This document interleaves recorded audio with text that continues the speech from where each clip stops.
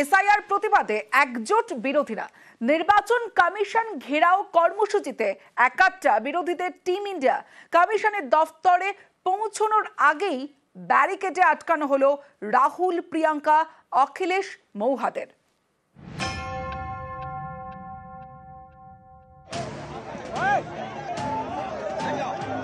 उधर जाना यार। एसआईआर वापस लो, वोट चोरी बंद करो।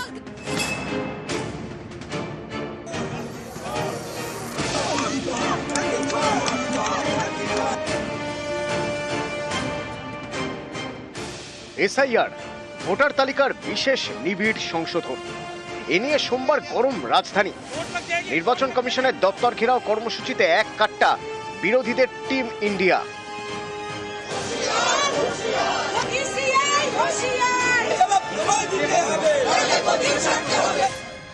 সোমবার সকালে সংসদ থেকে শুরু হয় বিরোধীদের মিছিল।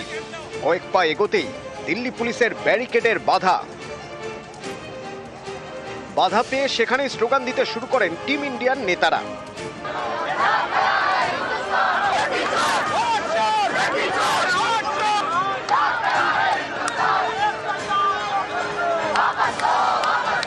अभी हमें यहीं रोका गया है, निर्वाचन सदन तक हमें चलने नहीं दी जा रही है। तो ये तो यहीं तो पार्लियामेंट के सामने, संसद के सामने संसद की हत्या हो रही है। রাস্তায় বসেও অনেকে বিক্ষোভ দেখাতে শুরু করেন। তারপরেও বিরোধী সাংসদদের নির্বাচন কমিশনের অফিসের সামনে যাওয়ার অনুমতি দেয়নি দিল্লি পুলিশ। তখন ব্যারিকেডের উপর উঠে পড়েন মহিলা সাংসদরা।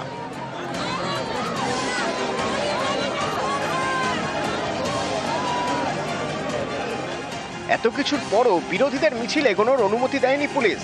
বিরোধী দলের নেতাদের আটক করে বাসে তোলা হয়। ये जो लड़ाई है ये राजनीतिक नहीं है, ये कॉन्स्टिट्यूशन की लड़ाई है। कॉन्स्टिट्यूशन को बचाने की लड़ाई है, वन मैन वन वोट की लड़ाई है।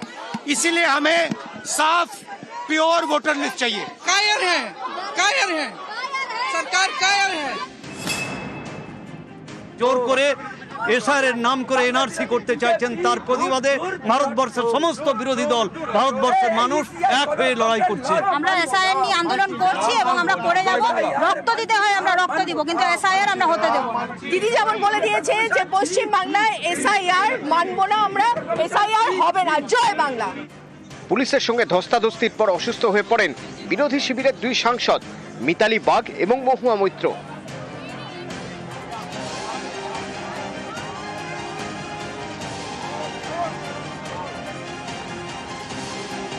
আমরা এখন পার্লামেন্ট স্ট্রিট থানায় আমাদের আটক করা হয়েছে। নির্বাচন অফিসে আমাদের ঢুকতে দেওয়া হয়নি। আমাদের দিল্লি পুলিশ আটক করে ব্যারিকেড দিয়ে আটক করে বাসে তুলে দিয়েছে।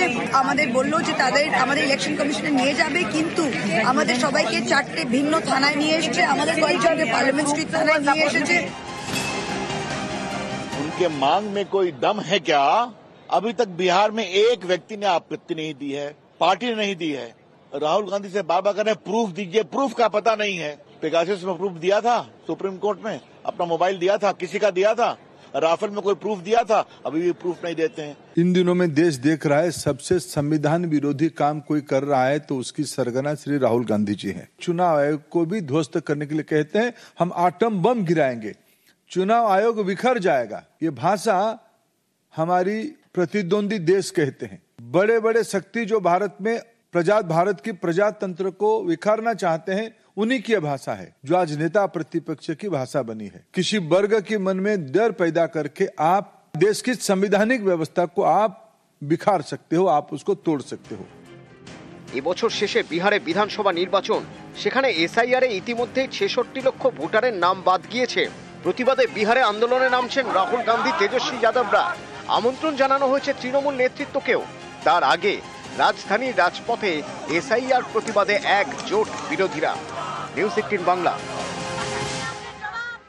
সামনেই 26-এর নির্বাচন, তার আগে সাংগঠনিক বৈঠকে অভিষেক বন্দ্যোপাধ্যায়। উত্তর দিনাজপুর জেলা নেতৃত্বের সঙ্গে বৈঠক। এনআরসি বিরোধিতায় জোরদার প্রচারের নির্দেশ। এই বৈঠকে ঠিক কি উঠে এলো?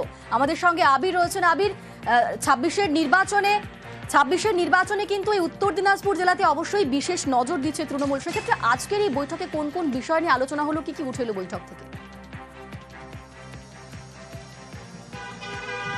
দেখো আজকে দুটো জেলাকে নিয়ে বৈঠক চলছে। এর মধ্যে বহরমপুর সাংগঠনিক জেলা যার বৈঠক এখনো চলছে, এবং অপর একটি হচ্ছে উত্তর দিনাজপুর জেলা, তাকে নিয়ে বৈঠক হয়েছে। উত্তর দিনাজপুর জেলাতে 2021-এ ফল অত্যন্ত ভালো ছিল তৃণমূল কংগ্রেসের, যদিও লোকসভা নির্বাচনে দেখতে পাওয়া গিয়েছে এই জেলার মধ্যে থাকা যে বিধানসভা আসনগুলো 3টি লোকসভার সঙ্গে সংযুক্ত থাকে। একটি হচ্ছে দার্জিলিং, অন্যটি থাকে হচ্ছে রায়গঞ্জ, অন্যটি থাকে হচ্ছে বালুরঘাট।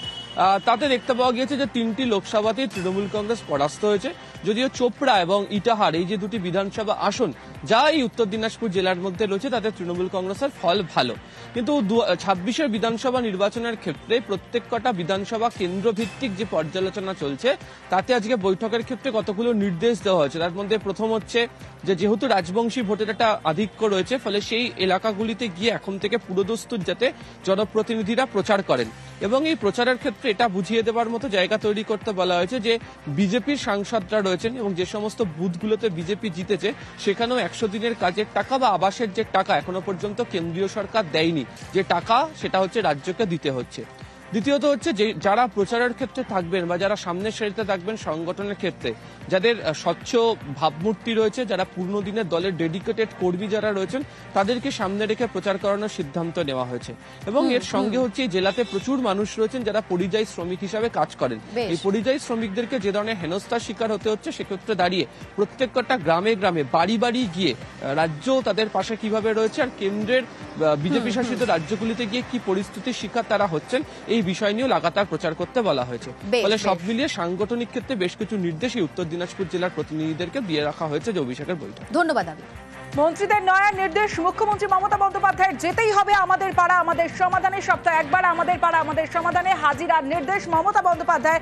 আর ঠিক কি নির্দেশ দিয়েছে বিস্তারিত জানাবে সোমরাজ, রয়েছে আমার সঙ্গে। সোমরাজ, দেখো আজকে রাজ্য মন্ত্রিসভার বৈঠকে মুখ্যমন্ত্রী মমতা বন্দ্যোপাধ্যায় আমাদের পাড়া আমাদের সমাধান নিয়ে গুরুত্বপূর্ণ নির্দেশ দিয়েছেন। 4 দফার নির্দেশ মুখ্যমন্ত্রী মমতা বন্দ্যোপাধ্যায় দিয়েছেন। প্রথমত বলেছেন প্রতিটি জেলার যারা দায়িত্বপ্রাপ্ত মন্ত্রী রয়েছেন তাদেরকে প্রত্যেক সপ্তাহে অন্তত একবার করে আমাদের পাড়া আমাদের সমাধান ক্যাম্পে যেতে হবে। দ্বিতীয়ত ব্লক স্তরের যে সিদ্ধান্তগুলি হবে এই আমাদের পাড়া আমাদের সমাধান ক্যাম্প থেকে, সেই সিদ্ধান্তগুলি তদারকি করার জন্য জেলা শাসকদের সঙ্গে সংশ্লিষ্ট জেলার যারা দায়িত্বপ্রাপ্ত মন্ত্রীরা থাকবেন তাদের যোগাযোগ রাখতে হবে। প্রশাসনিক স্তরে যদি কোনো জটিলতা তৈরি হয় তার সমাধানের জন্য জেলা শাসকের সঙ্গে একযোগ হয়ে কাজ করতে হবে। আর চতুর্থত বলা হয়েছে ক্যাম্প সংক্রান্ত যে কাজগুলি হবে তা সুষ্ঠুভাবে করার জন্য জেলা শাসকের সঙ্গে নিয়মিত পর্যালোচনা বৈঠক করতে হবে সংশ্লিষ্ট জেলার দায়িত্বপ্রাপ্ত মন্ত্রীদের। মুখ্যমন্ত্রী মমতা বন্দ্যোপাধ্যায় আজ রাজ্য মন্ত্রিসভার বৈঠকে রাজ্য মন্ত্রিসভার সদস্যদের স্পষ্ট নির্দেশ দেন আমাদের পাড়া আমাদের সমাধান ক্যাম্পে প্রয়োজনীয় নজর রাখতে হবে এবং যে যে নির্দেশগুলি দেওয়া হচ্ছে সেই নির্দেশগুলি কার্যকরী করতে হবে। এমনকি এই নির্দেশ মুখ্যমন্ত্রী মমতা বন্দ্যোপাধ্যায় দিয়েছেন বলেই নবান্ন সূত্রে খবর। বেশ।